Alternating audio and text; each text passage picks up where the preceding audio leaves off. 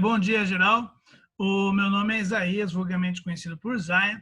Eu venho aqui hoje para falar sobre regência, especificamente sobre regência nominal.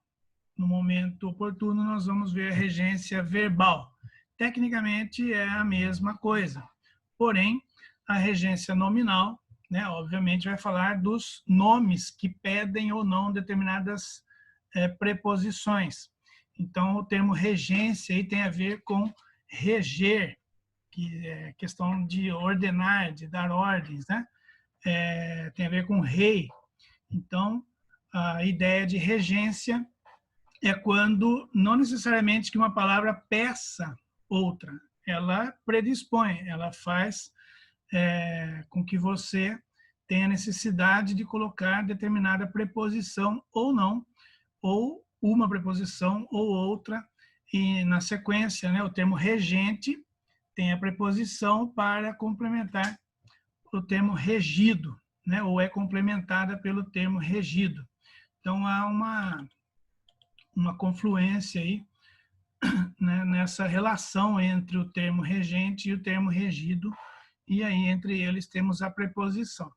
Então, na regência nominal, ela se chama nominal porque ela é uma relação estabelecida entre substantivos, que passa pela preposição, e o termo regido. Então, substantivo seria o termo regente, tem a preposição depois, e o termo regido. Mesma coisa com o adjetivo. O adjetivo é o regente, a preposição e o termo regido. E alguns advérbios. O advérbio seria o termo regente, a preposição, e o termo regido vem depois. Então, por exemplo, o substantivo acesso. Eu tenho acesso a uma informação, tenho acesso a algum lugar, a um material. Então, a preposição a liga o termo regente, que é o substantivo acesso, ao termo regido, lugar, material. Então, eu tenho essa relação, e isso se chama regência nominal. Com adjetivo, mesma coisa. Então, a palavra acessível é um adjetivo, ela pede, então, a preposição a, acessível a alguém, acessível para algum lugar, para alguma coisa. Tá? Então, ele é o termo regente. E alguns advérbios, por exemplo, longe, longe de algum lugar, longe de casa, né? Longe de mim, tal ideia. Então, eu tenho o termo regente, um advérbio longe, e aí os termos regidos que vêm por meio da preposição. Tá? Muita atenção com relação à crase. Então, muitos acham que crase é o nome do sinal lá. Ah, essa palavrinha aqui tem crase, você não pôs crase nesse A aqui, né, antes do artigo ou de um pronome, no caso de aquela. Então, crase não é o nome do acento, o nome do acento é grave. Tá? Crase é o processo de fusão entre a preposição a e o artigo a. O artigo a acompanha o termo regido. A preposição a acompanha o termo regente. Então, eu tenho, por exemplo, apta à carreira. Então, ela é uma pessoa que se formou, tal, tudo certinho, e vai seguir a carreira de advogado, por exemplo. Então, a pessoa está apta à carreira. Percebam que tem um acento aí. Esse acento é chamado de acento grave. O acento que nós conhecemos é o acento agudo. Se eu juntar o agudo ao grave, eu tenho um acento circunflexo. São esses três acentos que tem na língua portuguesa. O tio não é acento, o tio é sinal de nasalização. E havia, né, há alguns anos, o trema, que era a indicação da pronúncia do U, no caso de linguiça. Se você não pusesse o trema lá, a pessoa ia ler linguiça.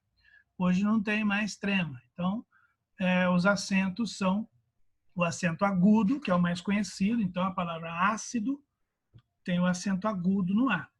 Esse acento que nós estamos vendo aqui é o acento grave, que indica a crase da preposição a com o artigo a.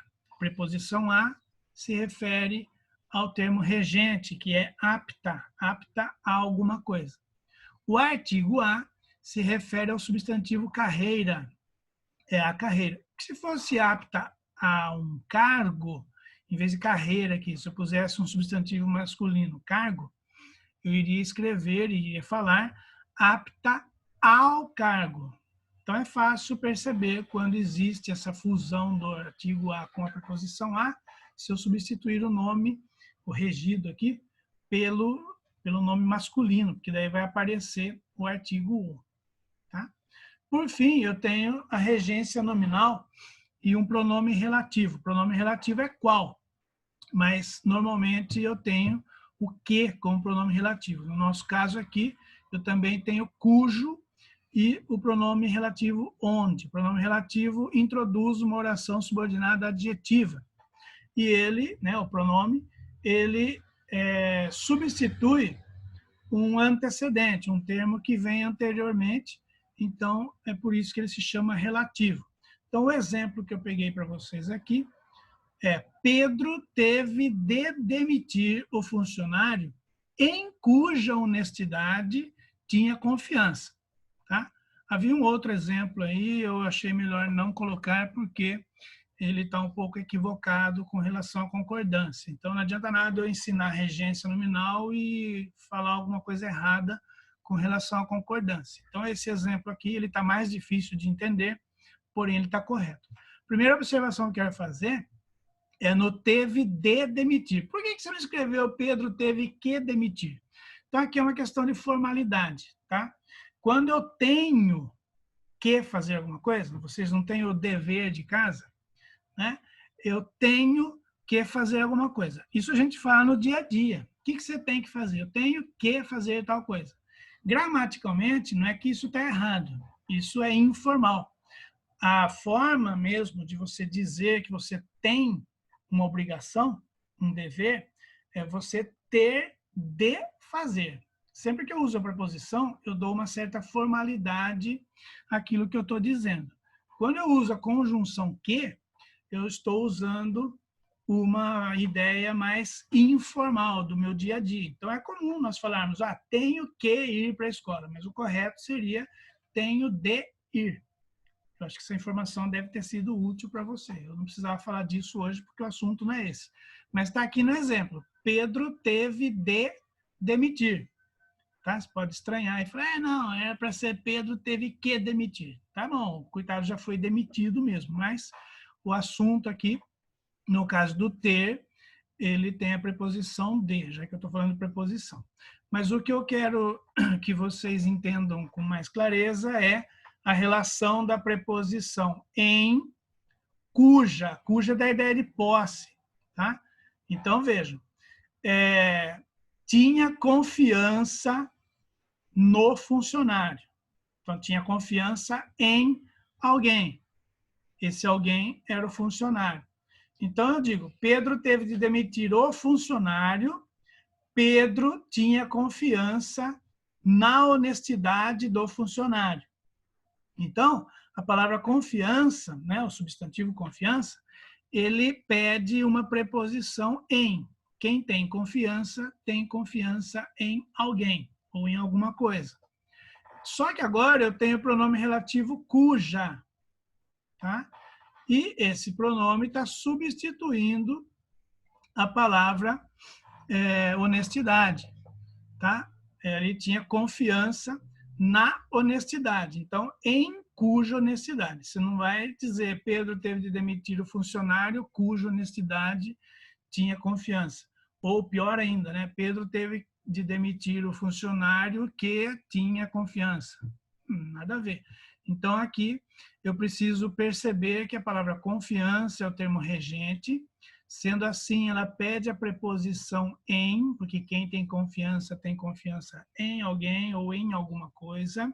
E aqui ele está na confiança na honestidade da pessoa. Então, em cuja honestidade. Tá? Espero que vocês tenham entendido. Era isso que eu precisava passar para vocês esta semana.